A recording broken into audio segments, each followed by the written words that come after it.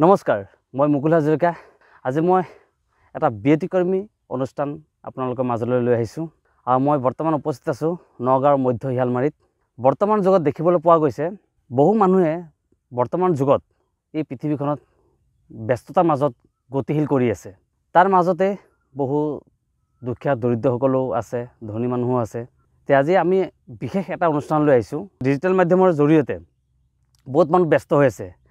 তাৰ মাজতে বহুতে একো অন্য ধৰণৰ কামলৈ ব্যস্ত হৈ আছে, নিজৰ কামো কৰ্মজীৱন কৰি আছে আৰু আন মানুহকো সহায় সহযোগিতা কৰি আহিছে।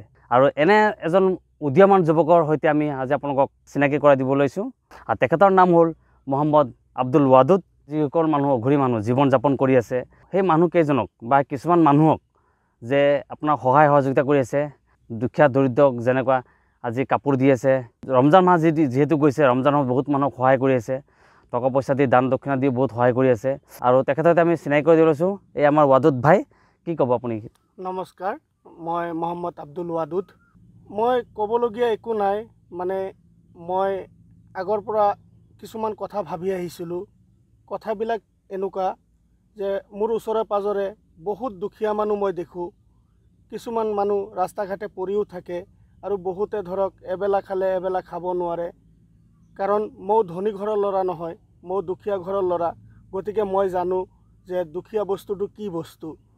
তাৰ কাৰণে মই ভাবিছিলোঁ যদি ওপৰৱালাই মোক দিয়ে কেতিয়াবা, মানে সৰু মানুহৰ কাৰণে বা দুখীয়া মানুহৰ কাৰণে মই সহায় আগবঢ়াই আহিম। কিন্তু মোৰ তেনেকুৱা কোনো ধৰণৰ সম্পত্তিও নাই বা মই তেনেকুৱা কোনো ধনী মানুহো নহয়।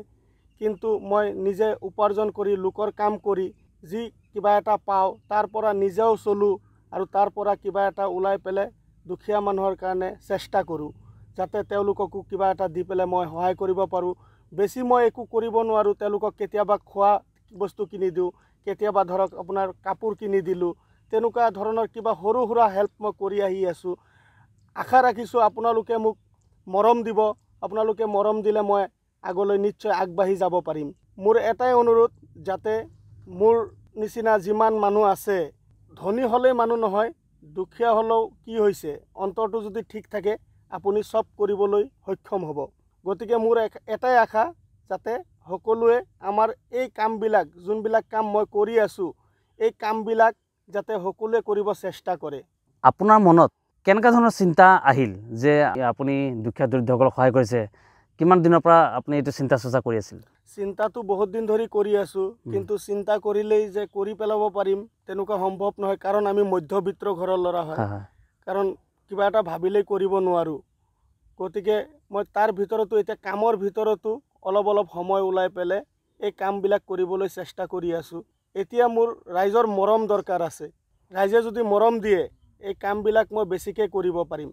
আচ্ছা, ভৱিষ্যতে আৰু কিবা চিন্তা চৰ্চা কৰিছে নেকি? কি কৰিব ভৱিষ্যতে? কেনেকৈ ভাবিছে? কেনেকুৱা ধৰণৰ?